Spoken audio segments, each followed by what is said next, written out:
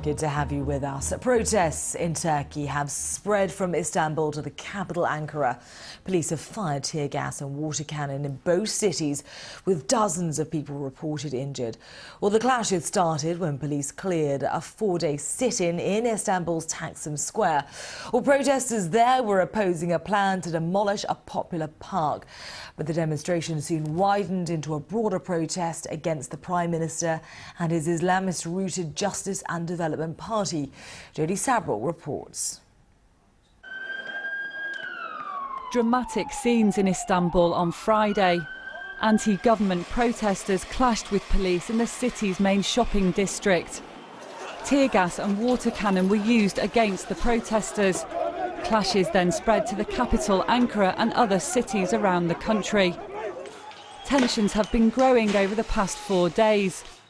What began as a peaceful sit-in over plans to demolish a popular park ended in violent clashes after police used tear gas against sleeping protesters in a dawn raid on Friday. The plans to replace the park with a shopping mall have been controversial from the outset. Prime Minister Erdogan has said the regeneration project will continue no matter what. The attacks are still continuing. He is not listening to anyone. He acts as if he is an Ottoman Sultan. He is trying to install his own dictatorship.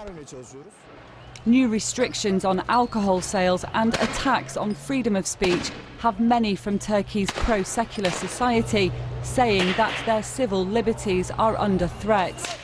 This latest crackdown in Turkey's largest city will likely make these voices louder. Jody Sabril, BBC News.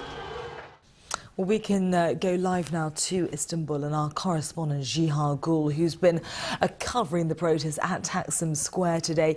Jiha, tell me what you saw unfold in Taksim Square.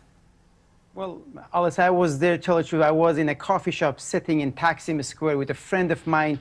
Suddenly I saw police, attack the protesters and bystanders alike, actually, and many people stormed into the coffee shop we were sitting, actually.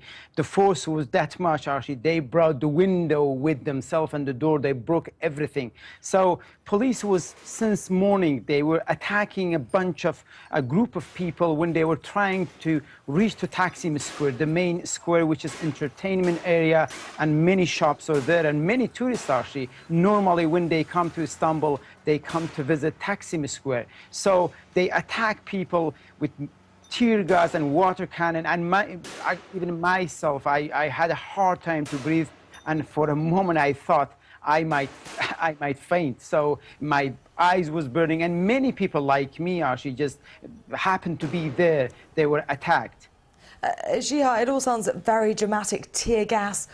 For a very long time that they are using excessive force against protesters. Don't forget, in May Day, International Worker Day, the same thing happened. Actually, police prevented the protesters to reach to the square. I was there. I saw the protesters. They were marching toward the main square. I didn't see any violence personally, and many people around there. But seems to me police just try to stop them to reach to the square and use. I have covered many demonstrations in many different parts of the world, but I never seen that much tear gas anywhere else. I thought I'm in the middle of the fire, just smoke, even you couldn't see around you what's happening, and many people were affected. So the reality, I don't know, there is a lot of criticism toward police, and even Interior Minister tonight, Turkish Interior Minister, promised to investigate the allegation of using excessive force by police against protesters.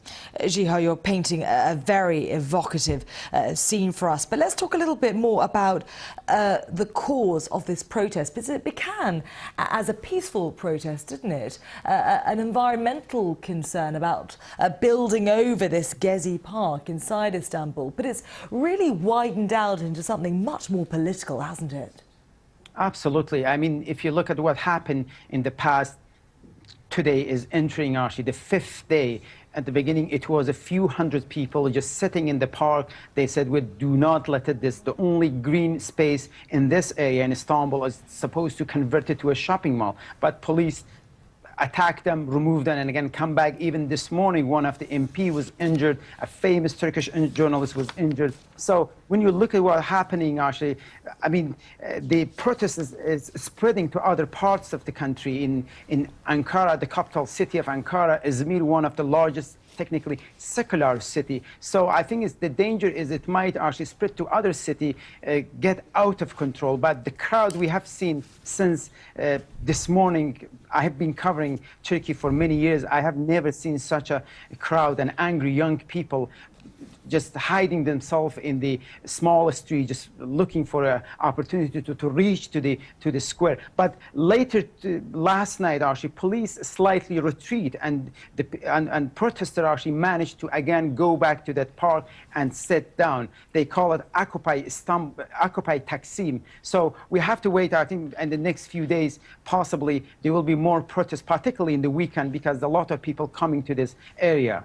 Yeah, we will have to see how much longer these protests go on for. For now, Jihagul, many thanks for bringing us that very evocative opinion from Taksim Square. Many thanks.